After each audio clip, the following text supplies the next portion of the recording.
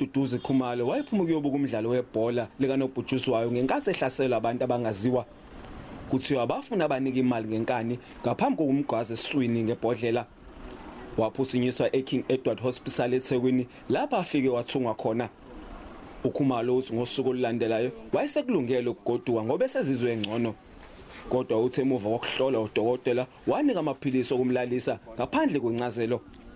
Uma esevuka uthi kulapho abona khona ukuthi usehlenziwe ngaphandle kwemvume yakhe. Mangithi ngiyabuka ngibona uzipho usuka la uzophela lapha ezantsi. Mangithi ngiyakhuluma ngiyakhohlela khohleleki. Mangithi ngiyazama ukubuza kwenzakaleni bathi hayi wena ubuye ethu uhlinziwa.